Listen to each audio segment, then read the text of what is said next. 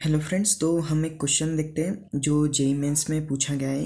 Basically ये sum of AP पर base question है। तो क्वेश्चन है the sum of all 2 digit positive number which when divided by 7 yield 2 और 5 as reminder.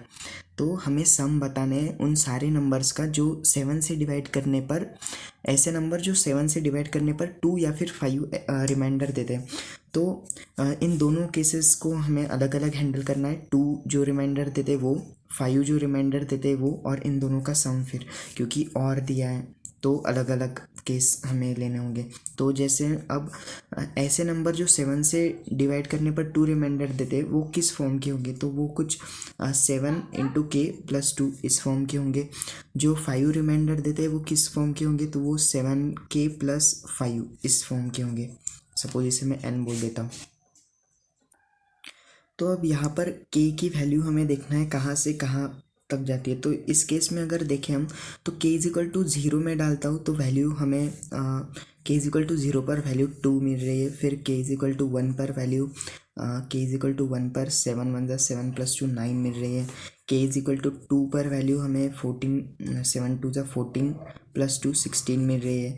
तो इस तरीके से डालना है। लेकिन यहाँ पर दिया है हमें कि ऑल 2 डिजिट पॉजिटिव नंबर, तो 2 डिजिट पॉजिटिव नंबर है इसलिए k की ये वैल्यू एक्सेप्ट नहीं होगी क्योंकि वहाँ पर सिंगल डिजिट आ रहा है। तो k इज इक्वल टू 2 से स्टार्ट होगा और कहाँ तक जाएगा, जब तक 3 डिजिट नंबर अचीव नहीं होता। यानी जैसे यहाँ पर हम डालेंगे 14, तो 14 7 98 होता है और 98 2 100, यानी 3 डिजिट नंबर हो रहा है। तो k इज इक्वल टू 14 नहीं होगा, तो k इज इक्वल टू 13 तक जाएंगे हम। तो k इज इक्वल टू 13 पर मिल रहा है 13 7 91 प्लस 2 93। तो यहाँ k इज इक्वल टू 2 से लेकर k इज इक्वल टू 13 तक जा रहा है। फिर इस केस में अगर सिमिलरली देखें तो k is equal to 0 accept नहीं होगा। लेकिन इस केस में k is equal to 0 accept नहीं होगा क्योंकि यहाँ पर 5 आ रही है जो कि सिंगल डिजिट नंबर है। तो k इज इक्वल टू 1 से स्टार्ट होगा। तो k इज इक्वल टू 1 पर हमें 7 1 7 प्लस 5 12 जो कि 2 डिजिट नंबर है, तो यहाँ से एक्सेप्ट होना वैल्यू शुरू हो जाएंगी। तो अगर हम 14 डाल के देखें तो 14 7 98 प्लस 5 103, तो k is equal to 14 allowed नहीं होगा, तो k इज इक्वल टू 13 तक जाएंगे हम। तो k इज इक्वल टू 13 पर क्या आएगा, 13 7 91 प्लस 5 96। तो अब हमें इन दोनों का, जैसे ये सीरीज आएंगी 16 के बाद क्या आएगा, k इज इक्वल टू 3 पर 7 3 21 प्लस 2 23 आएगा। तो इस तरीके से ये ए पी है जिसमें कॉमन डिफरेंस 16 से लेकर 23 तक हम देखें तो 7 का कॉमन डिफरेंस। लेकिन कॉमन डिफरेंस की कोई ज़रूरत नहीं है। ए पी का अगर हमें सम का फॉर्मूला निकालना है तो टोटल नंबर ऑफ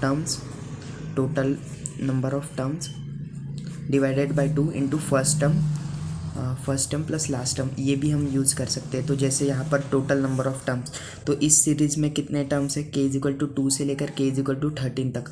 तो ये लगभग है, जैसे 1 से 13 तक 13 टर्म, तो 2 से 30 तक 12 टर्म्स।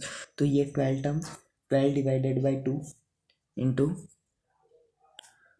16 प्लस 93।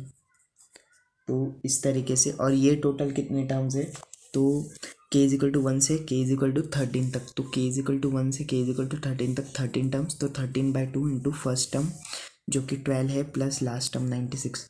तो इन दोनों का एडिशन बेसिकली हमें करना है और ये काफ़ी आसान है, कुछ मुश्किल नहीं है। 16 प्लस 93, तो 6 प्लस 3 9 10, तो 109 प्लस 13, तो ये आएगा 108, और ये 2 से डिवाइड करने पर आएगा 54। तो 13 इंटू 54, तो इनका अगर हम कैलकुलेशन करेंगे तो ये आएगा 9 6 54 होता है। तो ये 654 के बराबर प्लस 13 इंटू 54, तो 54 इंटू 13 करेंगे हम, तो 13 4 52 आता है 5, 13 5 65 प्लस 5 70, तो ये आएगा 702 के बराबर। तो इन दोनों का हमें सम करना है। तो 4 plus 2 6, 5 as it is, 7 plus 6 13, तो 13 5 6। तो ऑप्शन सी इसको मैच कर रहा है। आई होप आपको ये क्वेश्चन समझ में आएगा। Thank you.